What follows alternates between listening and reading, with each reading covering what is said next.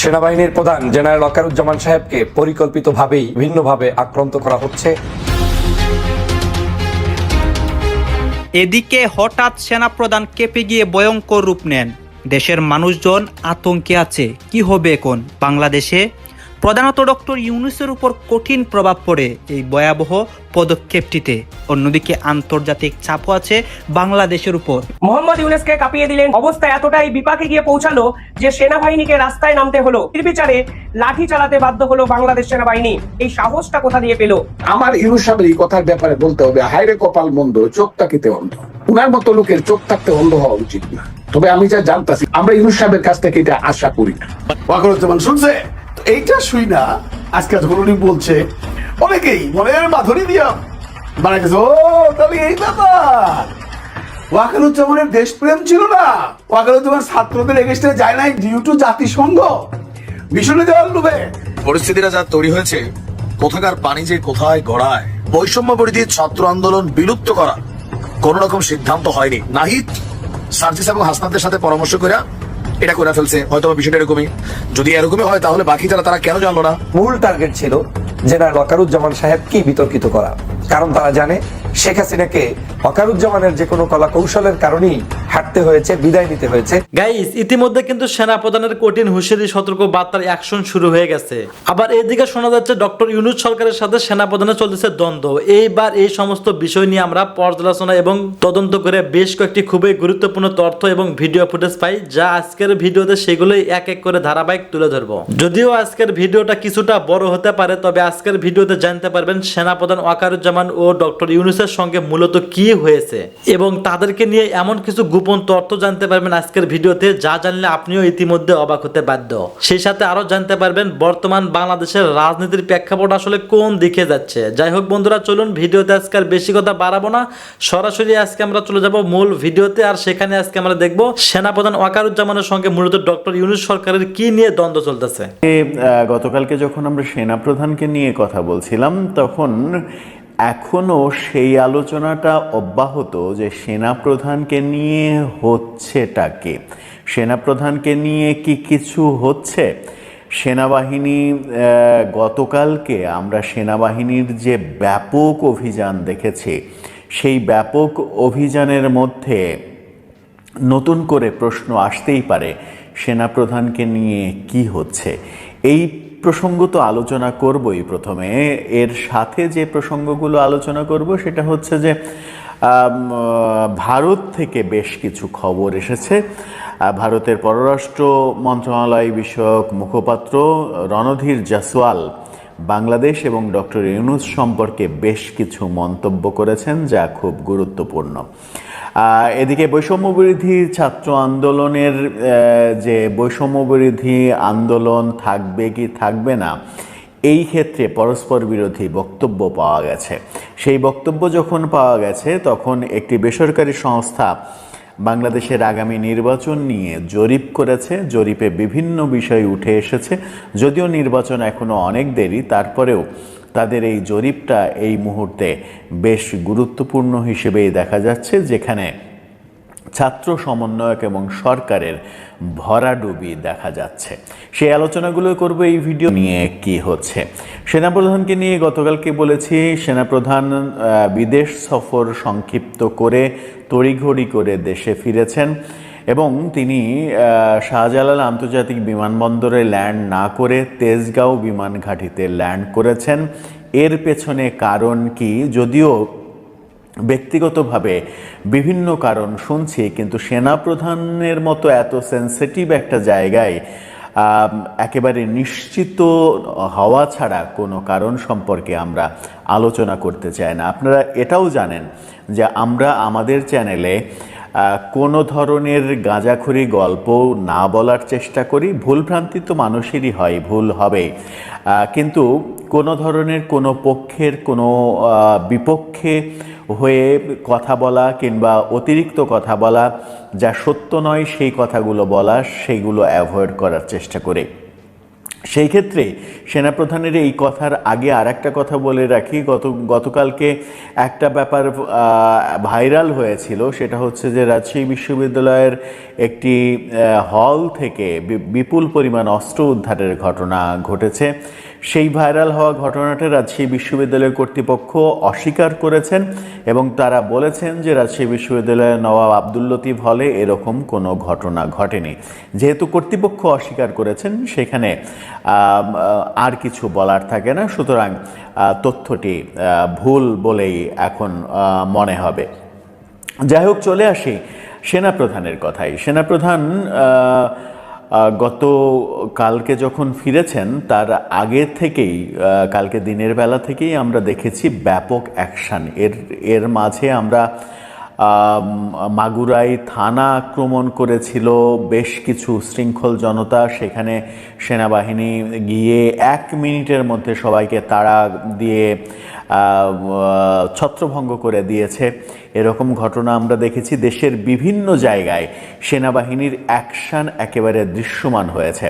গত রাতে গভীর রাত পর্যন্ত সেনাবাহিনী ঢাকার বিভিন্ন রাস্তায় টহল দিয়েছে, বিভিন্ন রাস্তায় চেকপোস্ট বসিয়ে অভিনব কায়দায় চেক করেছে। তার মানে সেনাপ্রধানের কাছে একটা স্পেসিফিক মেসেজ রয়েছে, যে মেসেজটা যে দেশের আইনশৃঙ্খলা পরিস্থিতি একেবারে তলানিতে ঠেকেছে, সেই আইনশৃঙ্খলা পরিস্থিতির উন্নতি করতে হবে, নতুবা আন্তর্জাতিক অঙ্গনে সেনাবাহিনীর যে সুনাম, সেই সুনাম বিনষ্ট হবে। সেনাপ্রধান সেই কাজেই লেগেছেন এবং সেই কাজে লাগতে গেলে অনেক রকমের ব্যত্যয় ঘটবে, তার বিরুদ্ধ শক্তি অনেকে জেগে উঠবেন, এটাই স্বাভাবিক। কিন্তু সেনাপ্রধান তার মতো করে কাজগুলো গুছিয়ে আনছেন। এতে করে যদি কারো ক্ষতিও হয়ে যায়, দেশকে রক্ষার জন্য, দেশের স্থিতিশীলতা বজায় রাখার জন্য, যদি কোনো গোষ্ঠী, কোনো রাজনৈতিক দলের কিংবা রাজনৈতিক এজেন্ডা বাস্তবায়ন করে কারো যদি কোনো ক্ষতি হয়ে যায়, এমনকি দেশের পরিস্থিতি স্বাভাবিক করার জন্য অনেকে বলছেন যে এই সরকারের পরিবর্তে যদি নতুন সরকারও আনতে হয়, সেটাও দেশের মানুষ স্বাগত জানাবে। তবুও দেশের আইনশৃঙ্খলা পরিস্থিতির উন্নতি চায়। দেশের বেশিরভাগ মানুষ মনে করেন আইনশৃঙ্খলা পরিস্থিতির একেবারে অবনতি হয়েছে, আইনশৃঙ্খলা পরিস্থিতি তলানিতে গেছে। ভারত থেকে নানা রকমের কথা বলা হচ্ছে। ভারতের গণমাধ্যম সেনাপ্রধানকে নিয়ে নানা রকমের রং চং মাখিয়ে নানা খবর বলছেন, দিচ্ছেন। এমন খবরও বলা হচ্ছে যে সেনাপ্রধান ডক্টর ইউনূসের মধ্যে লেগে গেছে। সেই খবরগুলোকে আমরা কখনোই গুরুত্ব দিতে চাই না, কারণ ভারতীয় মিডিয়াতে অনেক সময়ই দেখা যায় যে বেশি রং চং লাগিয়ে একটা খবরটাকে 10% খবরটাকে ফুলিয়ে ফাঁপিয়ে 200% করে ফেলা হয়। সেটা অনেকাংশে হয়, আবার কিছু কিছু খবর তো সত্য খবরও থাকে। যেমন একেবারে নিরেট সত্য খবর একটা বলি, ভারতের পররাষ্ট্র মন্ত্রণালয়ের মুখপাত্র রণধীর জয়সওয়াল, তিনি শুক্রবার তার নিয়মিত যে ব্রিফিং, সেই ব্রিফিংয়ে বাংলাদেশ সম্পর্কে অনেকগুলো প্রশ্নের উত্তর দিয়েছেন এবং বাংলাদেশ সম্পর্কে প্রশ্নের উত্তরে তিনি যেটা বলেছেন সেটা হচ্ছে ইনক্লুসিভ নির্বাচনের কথা বলেছেন। বাংলাদেশে ইনক্লুসিভ নির্বাচন হতে হবে, যে কথাটা সেনাবাহিনী প্রধান বলেছিলেন। ইনক্লুসিভ নির্বাচন বলতে এটাই বোঝায় সব দলকে নিয়ে নির্বাচন করতে হবে, এটা ভারতের ভাষ্য। ভারতের কাছে শেখ হাসিনাকে চেয়ে যে চিঠি দেয়া হয়েছে, সেই চিঠিকে গুরুত্ব দেননি, সেটাকে একেবারে গুরুত্বহীন হিসেবে দেখছে ভারত, এমনটাও শোনা যাচ্ছে। ইউনূসের যে বক্তব্য, সেই বক্তব্যের বিরোধিতা করা হয়েছে।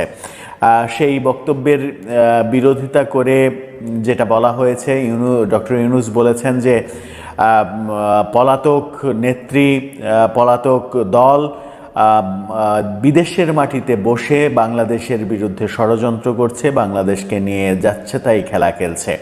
এই বক্তব্যের বিরোধিতা করা হয়েছে, এই বক্তব্য সত্য নয় বলা হয়েছে, এরকম নানা কথা বলা হয়েছে। মূলত ভারত এবং বাংলাদেশের আরেকটা কথা বলা হয়েছে, সেটা হচ্ছে ভারত বাংলাদেশের যে বৈঠক হলো, সেই বৈঠককে একেবারে রুটিন বৈঠক হিসেবে আখ্যায়িত করা হয়েছে, একেবারে গুরুত্বহীন বৈঠক। এটা রুটিন বৈঠক হতে হয়, তাই হচ্ছে, এরকমভাবে আখ্যা দেওয়া হয়েছে। তার মানে হচ্ছে যে বাংলাদেশের সঙ্গে, বাংলাদেশের বর্তমান সরকারের সঙ্গে ভারতের সম্পর্ক যে উন্নতি হয়নি, যে উন্নতির কথা ডক্টর ইউনূস বিবিসির সঙ্গে সাক্ষাৎকারে বলেছিলেন, সেটা যে দৃশ্যমান হয়নি, সেটা রণধীর জয়সওয়ালের এই ব্রিফিংয়ে স্পষ্ট হয়ে উঠল। যখন তার এই ব্রিফিংয়ে স্পষ্ট হয়ে উঠল, তখন বাংলাদেশের আইনশৃঙ্খলা পরিস্থিতি নিয়েও কথা বলেছেন তিনি, যে আইনশৃঙ্খলা পরিস্থিতি একেবারে তলানিতে গেছে, সেই আইনশৃঙ্খলা পরিস্থিতি উন্নতি করতে হবে। সেই কথা যখন আমরা শুনছি, তখন বাংলাদেশে মসজিদে ঢুকে হত্যার ঘটনাও আমরা দেখছি। সেই ভিডিও যখন আমরা দেখি যে মসজিদে ঢুকে হত্যা করা হয়েছে, এ কোন বাংলাদেশে বাস করছে? এর আগে মসজিদে বোমাবাজি, মসজিদে হত্যা, এরকম ঘটনা শুনলে শুধুমাত্র পাকিস্তানের নাম আমাদের মনে পড়তো, পাকিস্তানে এই ঘটনাগুলো ঘটতো। কিন্তু এখন যদি বাংলাদেশে সেই ঘটনাগুলো ঘটে, তাহলে কারা এই ঘটনাগুলো ঘটাচ্ছে সেটা একটু ভালোভাবে আমার মনে হয় দেখা উচিত বর্তমান সরকারের। এদিকে সাবেক সমন্বয়ক, সাবেক উপদেষ্টা নাহিদ ইসলাম যে গতকালকে বলেছিলেন যে সমন্বয়ক বলতে, বৈষম্য বিরোধী ছাত্র আন্দোলন বলতে আর কিছু নেই, এখন থেকে এগুলোর অস্তিত্ব নেই, এগুলো করে সমন্বয়ক পরিচয় দিয়ে কেউ যদি কোথাও কিছু করে তার দোষ আমাদের নয়, এই কথার সম্পূর্ণ বিরোধিতা করলেন তারই সহকর্মী, বৈষম্য বিরোধী আন্দোলনের অন্যতম সমন্বয়ক, অন্যতম নেত্রী উমামা বললেন, বৈষম্য বিরোধী ছাত্র আন্দোলন কিংবা সমন্বয়ক কোনো কিছুই এখনো বিলুপ্ত করা হয়নি। তার মানে হচ্ছে তাদের নিজেদের মধ্যেই কিন্তু একেবারে লেগে গেছে, তাদের নিজেদের মধ্যেই। উমামা দলে যোগ দেননি কিংবা সুযোগ পাননি, সেটা নিয়েও আলোচনা হয়েছে।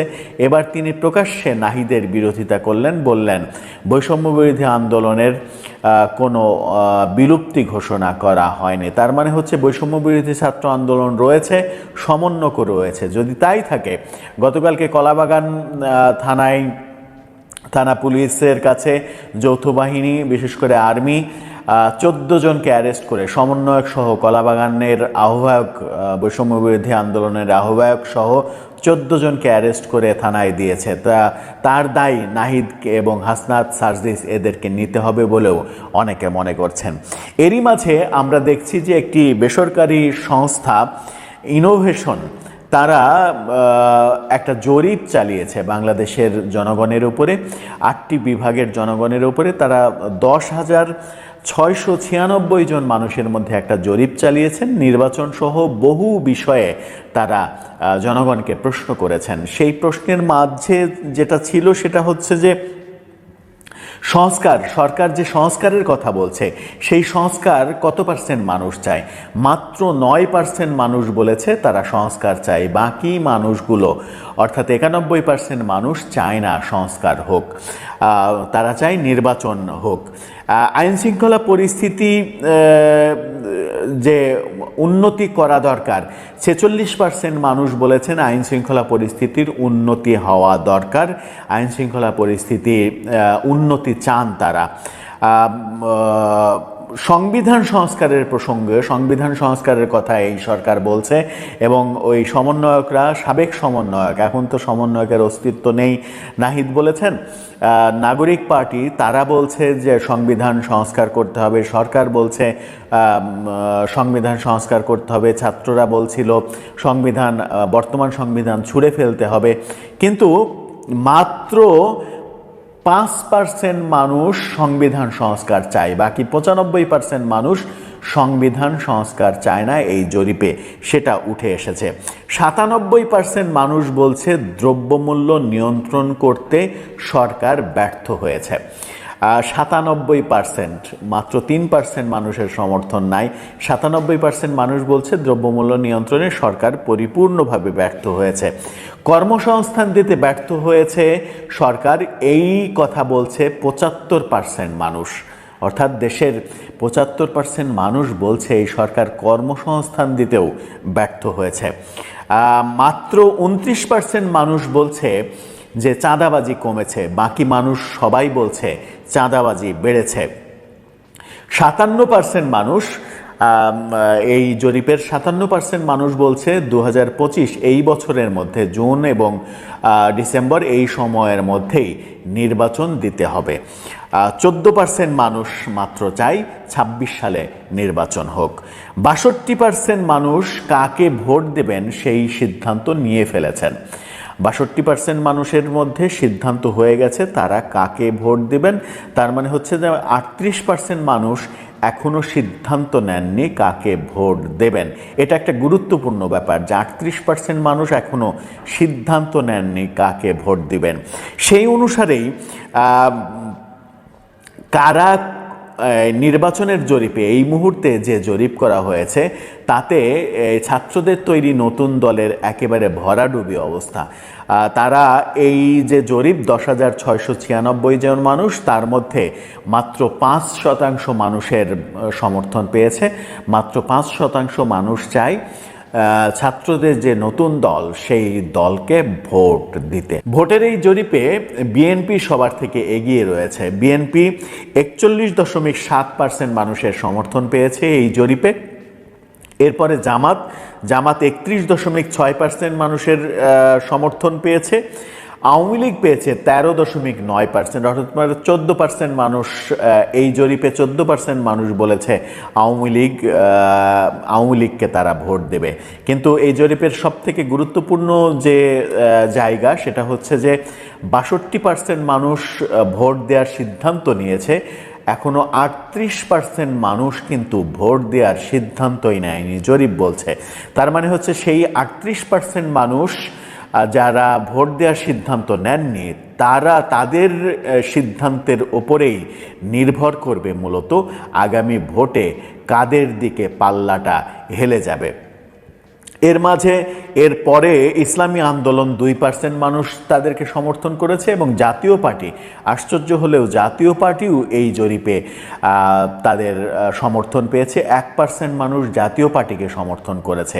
এরপরে অন্যান্য দল এখন যাদের বাগাড়ম্বর শোনা যাচ্ছে, এই নুরুল হক নূরের দল, জুনায়েদ সাকির দল, এই দল ওই দল, তাদের কারোরই তেমন কোনো অস্তিত্ব খুঁজে পাওয়া যায়নি এই জরিপে।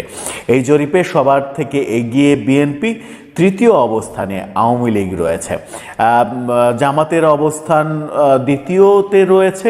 এখন দেখার বিষয় সেটা হচ্ছে যে 38% মানুষ যারা ভোট দেওয়ার সিদ্ধান্ত নেননি তারা কোন দিকে হেলে পড়েন। আগামী নির্বাচন যদি সবাই নির্বাচন করে, সবাই যদি নির্বাচনে অংশগ্রহণ করে এবং আলাদা আলাদা নির্বাচন যদি করে, বিএনপি, আওয়ামী লীগ, জামাত যদি আলাদা আলাদা নির্বাচন করে, তাহলে জামাতের অবস্থান 2 নম্বরে থাকবে বলে অনেকে মনে করেন না। মনে করেন যে বিএনপি আওয়ামী লীগের মধ্যেই মূল প্রতিদ্বন্দ্বিতা হবে। যেহেতু আওয়ামী লীগ 15-16 বছর শাসন করে ক্ষমতাচ্যুত হয়েছে, সেই কারণে বিএনপির অবস্থান অনেক ভালো। বিএনপি সরকার গঠন করবে এবং আওয়ামী লীগ হবে প্রধান বিরোধী দল যদি আওয়ামী লীগ নির্বাচনের সুযোগ পায়। আর আওয়ামী লীগকে নির্বাচনের সুযোগ না দিলে সেই নির্বাচনে বিএনপিও অংশগ্রহণ করবে কিনা, কারণ বিএনপি খুব ভালোভাবে জানে যে আওয়ামী লীগ যে ভুল করেছে সেই ভাইটি বলল 3 লক্ষ টাকা কইরা প্রতিদিন খরচ করতেছে ইফতারে, তাহলে তো মাসে 90 লাখ টাকা হয়ে যায়। এই 90 লাখ টাকা কোথায় পায় তারা? গতকাল শিবিরের সাধারণ সম্পাদক গণমাধ্যমে বলেছেন তারা প্রতিদিন ইফতারে 3 লক্ষ টাকা করে ব্যয় করছেন। যদি প্রতিদিন 3 লক্ষ টাকা করে ব্যয় করা হয় তাহলে এই পবিত্র রমজানে প্রায় 90 লক্ষ টাকা তারা ব্যয় করছেন। আমরা আপনাদের মাধ্যমে তাদের কাছে জানতে চাই, এই 90 লক্ষ টাকা একটি সাধারণ শিক্ষার্থীদের সাধারণ সংগঠন হিসাবে তারা কিভাবে উপার্জন করছেন বা তাদের অর্থায়নের উৎস কিভাবে আসছে সেটিও আমরা জানতে চাই।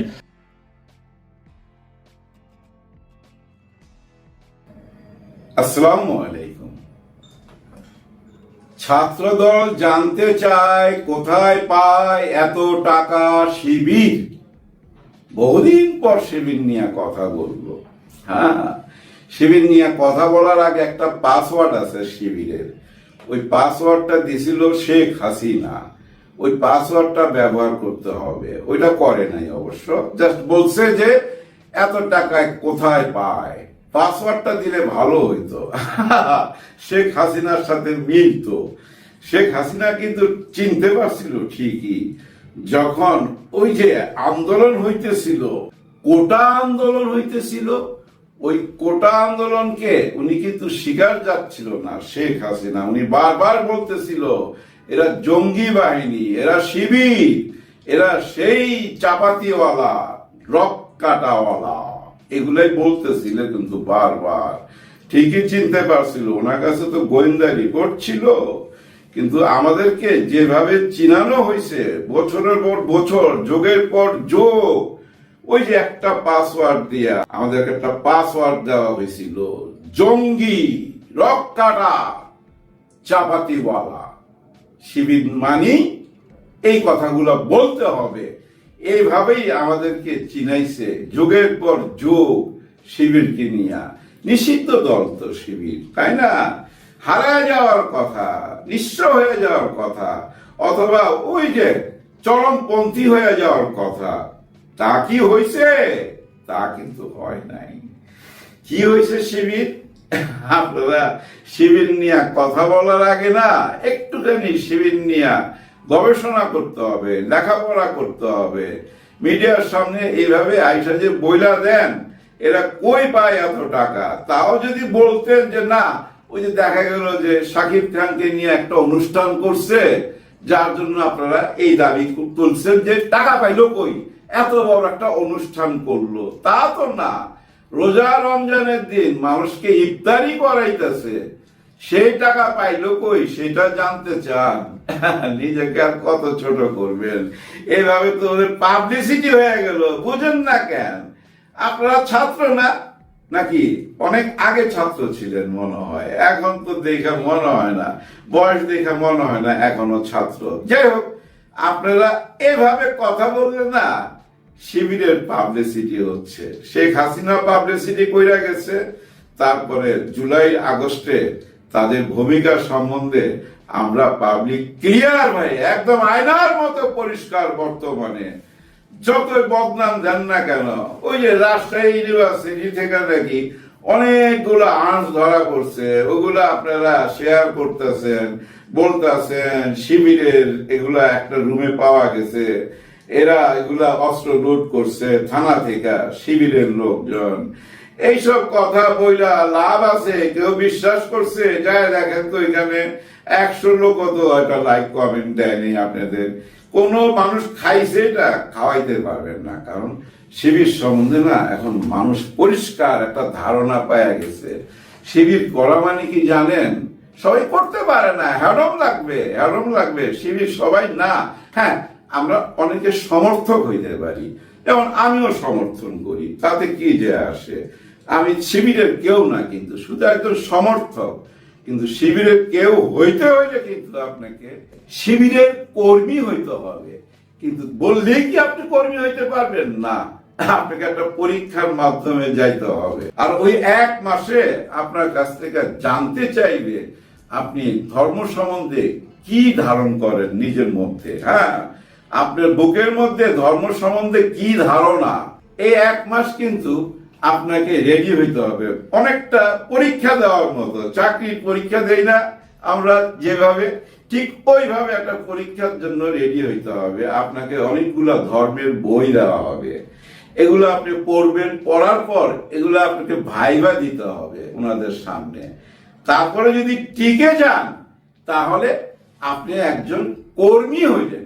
হ্যাঁ, সমর্থক থেকে কর্মী হইলেন, কিন্তু সাথী হইলেন না। কিন্তু শুধু একজন কর্মী। যদি আপনি সাথী হইতে চান, আবার আপনাকে পরীক্ষা দিতে হবে, 3 মাস আরো পড়তে হবে আপনাকে। আপনি যদি মুসলমান হন, ইসলাম ধর্ম সম্বন্ধে আপনি জানবেন, জেনে 3 মাস পর পরীক্ষা দিবেন, বা আপনি যে কোনো ধর্মের হইতে পারেন, কোনো অসুবিধা নাই। আপনার ধর্ম সম্বন্ধে জেনে আপনি 3 মাস পর আবার পরীক্ষার সম্মুখীন হবেন। ওই পরীক্ষায় যদি টিকে যান তাহলে আপনি সাথী হয়ে গেলেন। তার মানে আপনি শিবিরের সাথী। চলো একসাথে পথ চলি, মানে পথ চলা শুরু, কিন্তু আপনি কিন্তু সদস্য না, শিবিরের সদস্য হইতে পারেন নাই। শিবিরের সদস্য হইতে গেলে আপনাকে আরো বড় পরীক্ষার মাধ্যমে যাইতে হবে। আপনাকে ফলো করবে, আপনি 5 ওয়াক্ত নামাজ পড়েন কিনা, আপনি ধর্মকর্ম করেন কিনা, নারীদেরকে নিয়ে আপনি কি চিন্তা ভাবনা করেন, তাদেরকে কি দৃষ্টিতে দেখেন। আপনারা বলতে পারবেন কোন শিবিরের ছেলে পেলে কোথাও করুন নারীকে ইফটিজিং করছে, দেখাইতে পারবেন? পারবেন না।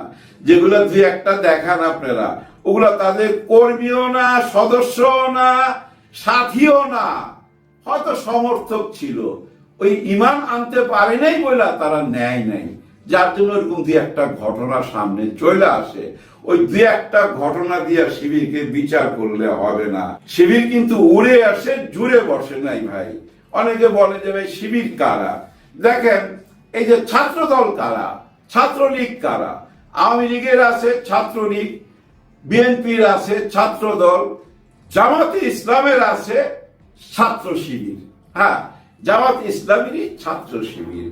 এখন আসি, ওই যে এই ভাইটি বলল 3 লক্ষ টাকা কইরা প্রতিদিন খরচ করতেছে ইফতারে, তাহলে তো মাসে 90 লাখ টাকা হয়ে যায়। এই 90 লাখ টাকা কোথায় পায় তারা? এটা কোনো কথা কইলেন? 90 লাখের হিসাব চান মাত্র। প্রতিদিন যদি খরচ করে 5 কোটি টাকা, তাও তো শেষ হবে না, আরো বরকত দিবে, বরকত দিবে। দেখেন না আপনারা, এই প্রশ্ন তোলার পর সবাই ফেসবুকে নিজেরা স্ট্যাটাস দিতেছে যে আমরা দেই। কারা এইসব স্ট্যাটাস দিতেছে? সব বড় বড় শিল্পপতি ভাই। হ্যাঁ, এরা আগের শিবির, মানে সাবেক শিবির। কারণ যখন ছাত্র ছিল তখন শিবিরে ছিল, ছাত্র জীবন শেষ, আপনি সাবেক শিবির হয়ে গেলেন। এই সাবেক শিবিররাই কিন্তু জামাতে ইসলামের সাথে জড়িত। আর জামাতে ইসলামের অর্থ উপার্জন কোত্থেকে হয় এটা আমরা এখন সবাই জানি। বাংলাদেশে বর্তমান যে কয়টা দল আছে সবগুলোর চেয়ে অনেক বেশি টাকা তাদের কাছে। হ্যাঁ, এবং এমন কোনো কিছু না যেগুলো ব্ল্যাক মানি, লুকানো টাকা, তা না, কিন্তু এইসব টাকা ট্যাক্স দেওয়া হয়। তাদের ব্যাংক আছে, হাসপাতাল আছে, কি নাই তাদের, ব্যবসা বাণিজ্য সব কিছু আছে। এবং নিজেরাও কিন্তু নিজেদেরকে চাঁদা দেয়। চাঁদা দিয়া জামাত করতে হয়, শিবির করতে হয়। এই শিবির করতে হলে আপনাকে প্রতি মাসে টাকা দিতে হবে। জানেন, মা বোনরা তাদের নিজের গয়না খুলে দিয়া দেয়, গয়না খুলে দিয়া দেয়। মা বোনদের কথা যখন উঠলো, যারা শিবির করেন মা বোনরা, হ্যাঁ, তাদের কথা বলি। জানেন, আমার ছেলে আমার মতো না ভাই, আমি সিনেমার লোক, আমাকে দিয়ে তাকে বিচার করেন না। সে 5 ওয়াক্ত নামাজ পড়ে, পারফেক্ট মুসলিম। হ্যাঁ, মাঝে মাঝে ইমামতিও করে। আমি তাকে বারবার জিজ্ঞেস করি, বিয়ে করবা না? বিয়ে করো, বয়স হয়ে যাচ্ছে।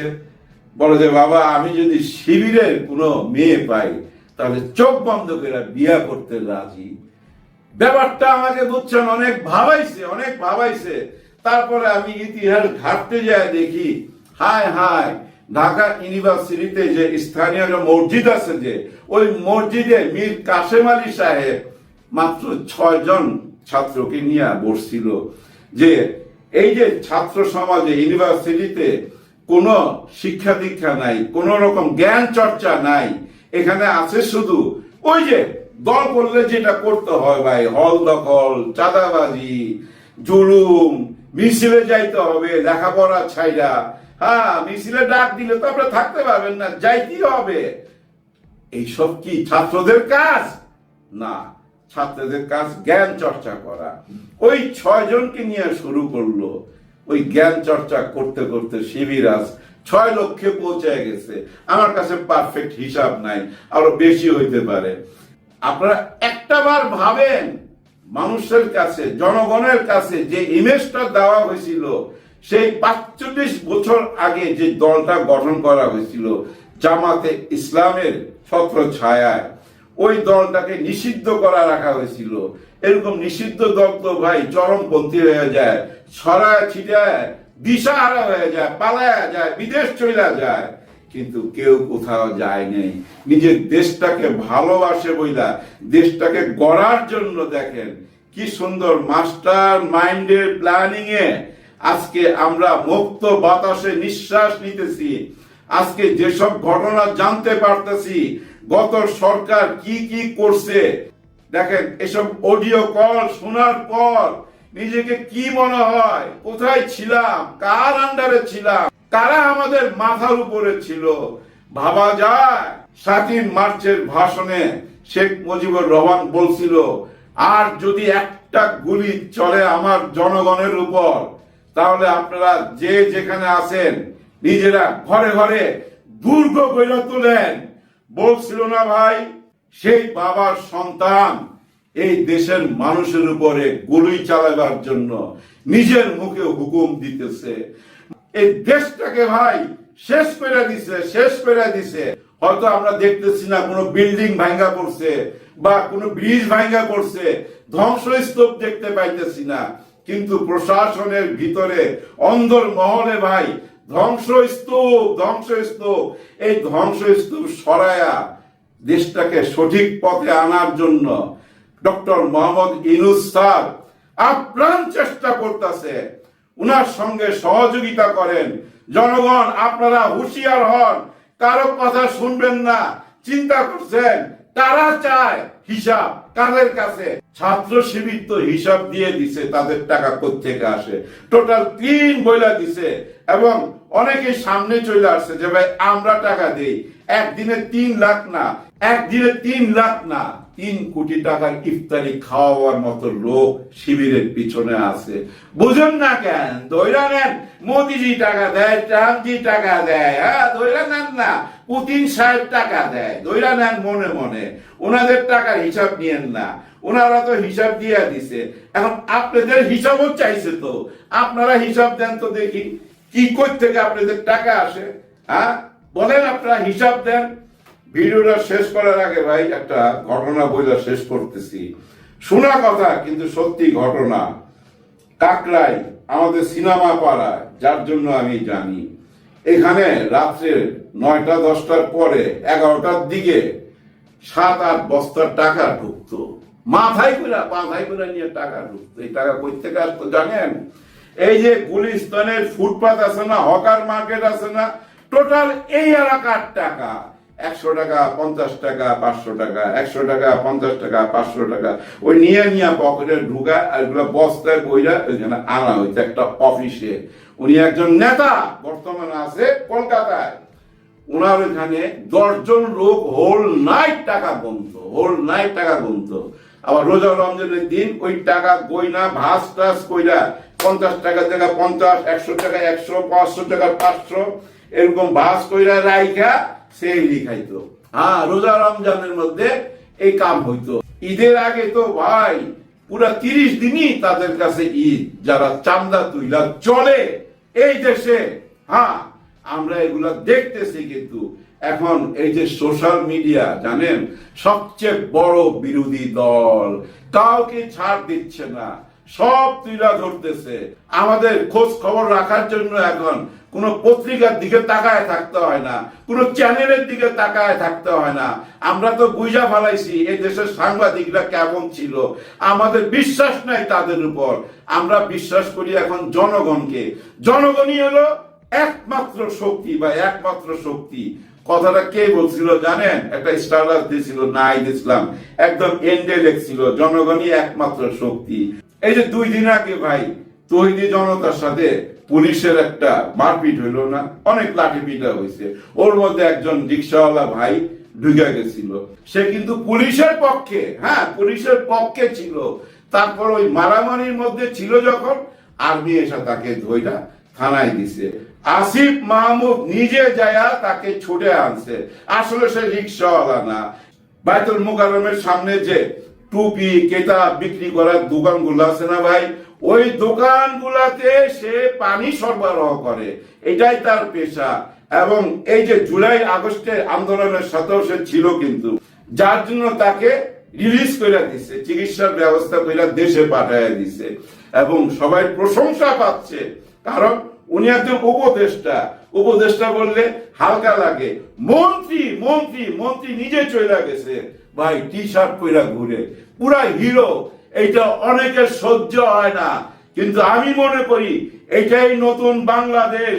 সবাই ভাই একটু সাবধান হয়ে যান, কোনো কথা কানে নেবেন না এই সোশ্যাল মিডিয়া। ধন্যবাদ প্রিয় দর্শক, আমাদের ফুল ভিডিওটি দেখছেন, যার জন্য আমি আমাদের চ্যানেলের পক্ষ থেকে আপনাকে জানাই অনেক অনেক শুভেচ্ছা এবং লাল গোলাপের ভালোবাসা।